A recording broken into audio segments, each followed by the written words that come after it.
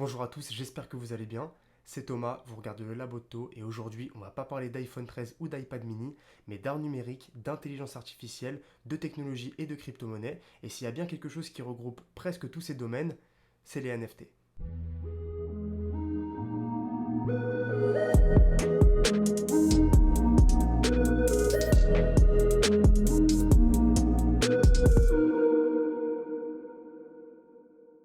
NFT, c'est l'acronyme en anglais de Non-Fungible Token, en français jeton non fongible. Derrière le terme non fongible, on parle selon le dictionnaire du caractère unique et non remplaçable de quelque chose. En l'occurrence, un objet numérique dans le cas des NFT, qui peuvent se matérialiser sous la forme d'une image, d'un fichier audio, d'un fichier 3D ou encore d'un tweet. En d'autres termes, un NFT est un objet numérique qui possède un certificat numérique de propriété qui va le rendre unique et infalsifiable, mais qui va également lui donner une notion d'exclusivité et de rareté, et donc par extension une valeur. On pourrait par exemple faire une analogie avec la Joconde, car même si elle possède plein de reproductions, le vrai tableau est unique et identifiable et va avoir une valeur que les copies ne pourront pas égaler. Mais pour bien comprendre l'ampleur du phénomène et vous donner des exemples un petit peu plus concrets, quand on parle de NFT, on peut parler d'un tweet, d'une série de cartes virtuelles à collectionner, d'avatars, d'une musique ou encore une paire de sneakers virtuels. Les NFT représentent tous les domaines et peuvent atteindre des sommes faramineuses. Par exemple, Jack Dorsey, le fondateur de Twitter, a mis en vente sous forme de NFT son premier tweet qui a été acheté pour la somme de 1630 Ethereum, soit à l'époque 2,9 millions de dollars. L'acheteur possède donc une version unique de ce fameux tweet puisqu'il a été signé et vérifié numériquement par son créateur, Jack Dorsey. Cette mode des NFT a donné naissance à un courant artistique appelé crypto art, avec des artistes créant des œuvres d'art numériques qui peuvent prendre différentes formes. Mais ça a également inspiré des marques ou des entreprises à créer leurs propres produits numériques. Je pense notamment à l'entreprise RTFKT qui crée et vend des objets et des accessoires autour de la mode, comme des cyber sneakers par exemple. On peut également prendre l'exemple de l'entreprise française Sorar qui a créé et mis en vente des cartes de joueurs de football comme on a pu collectionner à l'époque les albums Panini. Ces cartes ont plusieurs niveaux de rareté. Une carte Cristiano Ronaldo a d'ailleurs été vendue pour la modique somme de 245 000 euros. En continuant avec les NFT à collectionner, une série d'avatars en pixel art devenue très célèbre et rare appelée CryptoPunk a vu une pièce de sa collection,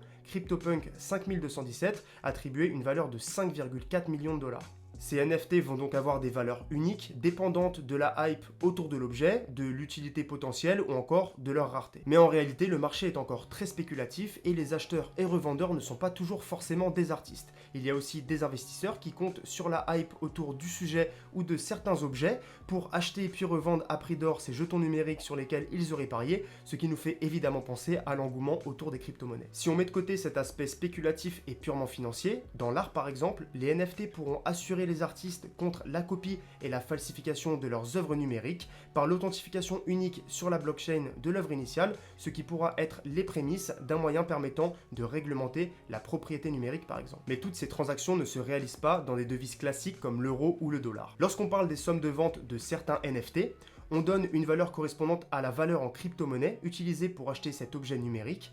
Et le principe des NFT est basé sur ce qu'on appelle la blockchain, technologie sur laquelle reposent également les crypto-monnaies. Il faut donc posséder un portefeuille de crypto-monnaies si l'on espère acheter ou vendre un NFT. On pourrait se dire, bon ok, cet avatar, cette carte à collectionner ou encore ce tweet vaut 1 million de dollars, je vais simplement le télécharger, le faire passer pour l'original et le vendre. Mais en fait, c'est impossible et c'est là tout le principe des NFT. Ce qui rend impossible cette idée, c'est la blockchain. Ces blockchains, chaînes de blocs en français, sont des sortes de bases de données sécurisées, anonymes et infalsifiables qui vont contenir l'historique de toutes les transactions effectuées entre des utilisateurs depuis sa création. Et ces informations sont sécurisées par cryptographie. Les informations transmises à ces blockchains sont regroupées sous forme de blocs, validés par ce qu'on appelle les nœuds du réseau qui vont par la suite former une chaîne. La donnée inscrite sur ces blockchains ne peut pas être modifiée ou falsifiée et c'est là tout l'intérêt pour les NFT car on va pouvoir échanger des fichiers de valeur ou des monnaies sans intermédiaire et en toute sécurité. Quand on transmet un token, donc un bitcoin ou un NFT sur la blockchain, on en transmet également la propriété. Cette transaction est horodatée et visible par n'importe qui sur l'ensemble du réseau. C'est en inscrivant une œuvre numérique sur la blockchain qu'elle se verra transformée en NFT et se verra attribuer une sorte de certificat d'authenticité et tout le monde pourra voir le propriétaire de cet objet, impossible donc de falsifier quoi que ce soit ou d'usurper l'original. L'avantage de cette certification numérique infalsifiable et qu'on pourrait imaginer certifier toutes sortes d'assets numériques ou encore des documents d'identité et ainsi éviter certaines formes d'usurpation ou de contrefaçon. La blockchain est principalement utilisée pour authentifier et sécuriser des transactions de crypto-monnaies ou de NFT, mais elle est également utilisée dans des secteurs de l'immobilier, dans les assurances ou encore pour de la traçabilité alimentaire ou du transfert d'actifs. C'est donc encore très porté sur le B2B et le milieu professionnel. Il y a quelques années, j'avais assisté à une conférence qui parlait de l'usage de la blockchain pour sécuriser et authentifier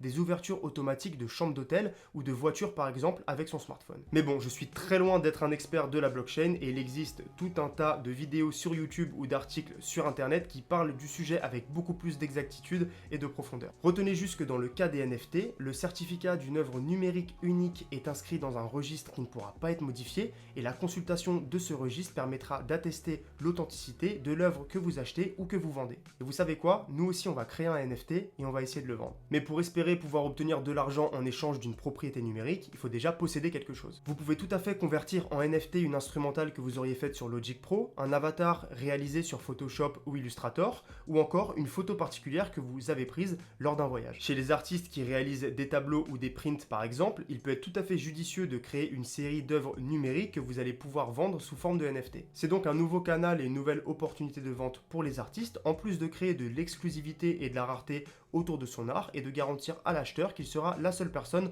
en possession de cette œuvre. Mais n'étant pas artiste, je vais utiliser un logiciel développé par Nvidia qui va me permettre de réaliser une œuvre photoréaliste à partir de pas grand chose. Nvidia Canva est une application développée par Nvidia qui permet aux possesseurs de cartes graphiques Nvidia RTX de transformer grâce à l'intelligence artificielle de simples esquisses en environnement réaliste en temps réel. Pour ma part, j'ai un ordinateur gaming équipé d'une RTX 2060 et ça suffit largement pour utiliser ce logiciel.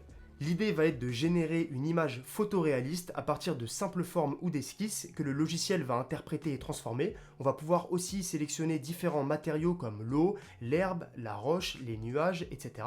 pour créer des scènes ou des paysages. On va même pouvoir, depuis la dernière mise à jour, importer une image personnelle en tant que réglage par défaut. Je vois surtout l'utilité de cette application pour les made painters, ces artistes qui réalisent des décors et environnements 3D, puisque le rendu de Nvidia Canva peut servir de base à l'univers qu'ils souhaitent créer, et ça en très peu de temps. De manière générale, l'intelligence artificielle est un gros enjeu dans le domaine de la conception et de la création. Je pense notamment à Airbnb qui avait développé une intelligence artificielle permettant de transformer des croquis d'interface en code. Je vous parle d'Nvidia Canva parce que je trouve que le sujet des NFT était un bon sujet pour vous faire découvrir l'application si vous ne la connaissiez pas, mais bien évidemment, si vous avez des compétences en illustration digitale, 3D ou autre, vous pouvez créer un NFT avec ce que vous maîtrisez.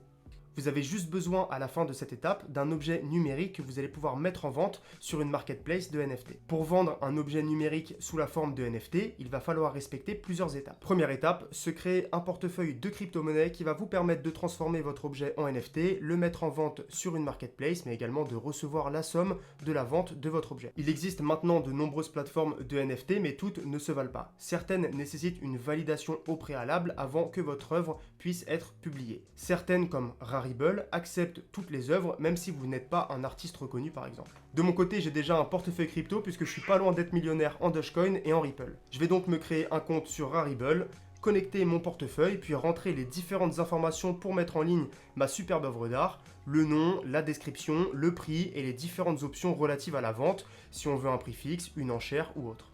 Lorsque vous allez vouloir mettre en ligne votre NFT, il y a ce qu'on appelle des frais de minage qui vont vous être demandés.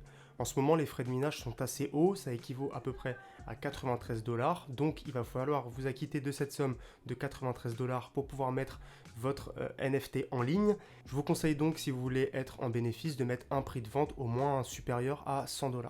C'est important de dire que c'est pas parce qu'on met en vente un NFT qu'il va forcément se vendre. Comme pour tout, si vous souhaitez monter un business autour de ces NFT, alors il va falloir marketer votre talent, vous faire connaître et gagner de la visibilité sur les réseaux sociaux ou sur les plateformes dédiées par exemple. Pour ma part, je fais vraiment ça pour le délire et sans aucun objectif particulier de vente. C'était vraiment histoire d'exploiter Nvidia Canva et me faire une première expérience sur les NFT. Pour finir, avec tout ça, je vois clairement des possibilités infinies pour le métaverse. Le métaverse, c'est la contraction de méta et univers et selon Wikipédia, c'est un espace partagé virtuel collectif créé par la convergence d'une réalité physique améliorée et d'un espace virtuel physique persistant, comprenant les notions de réalité augmentée, d'internet et la somme de tous les mondes virtuels existants.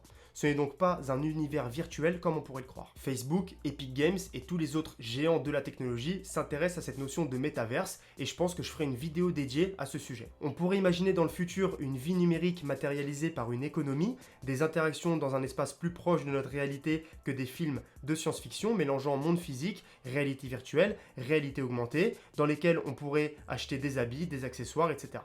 En bref, les NFT pourront être à l'origine d'une économie relative à ce métaverse, ou simplement, en étant un peu plus terre à terre, permettre de certifier des transactions dans les jeux vidéo pour des objets rares par exemple ou des skins. Je pense qu'il existe des millions de moyens de faire usage de cette notion de NFT ou de blockchain dans beaucoup de domaines, mais c'est vrai qu'aujourd'hui en tant qu'humain pas forcément technophile, ces notions peuvent paraître un petit peu obscures, mais je pense que d'ici quelques années, ces technologies feront partie de notre quotidien pour le meilleur ou pour le pire. Dernière chose, je l'avais annoncé en story sur Instagram pour ceux qui me suivent, mais ça y est, j'ouvre mon serveur Discord. Depuis quelques temps maintenant, j'ai cette idée qui pousse dans ma tête et j'ai enfin décidé de me lancer. Mon serveur Discord, le Laboto, est ouvert et va avoir pour but de regrouper toute une communauté autour des sujets qui nous passionnent: la tech, le code, le design, l'impression 3D, la réalité virtuelle, la réalité augmentée, etc. Ainsi, vous pourrez échanger avec les membres du serveur sur ces sujets, demander de l'aide ou des conseils pour vos projets. Vous pourrez partager et discuter autour d'actualités dans le domaine de la tech par exemple, et même faire des suggestions de vidéos ou simplement des suggestions pour améliorer le Discord. L'idée de ce serveur Discord, c'est vraiment de regrouper des personnes partageant des centres d'intérêt communs ou complémentaires autour d'un même lieu d'échange et de partage. Ce sera aussi pour moi le lieu parfait pour vous partager mes projets en cours et ainsi avoir vos idées, vos retours ou vos avis. Le lien est dans la description. Merci beaucoup d'avoir regardé cette vidéo, j'espère qu'elle vous a plu et n'hésitez pas à me donner en commentaire vos avis sur les NFT.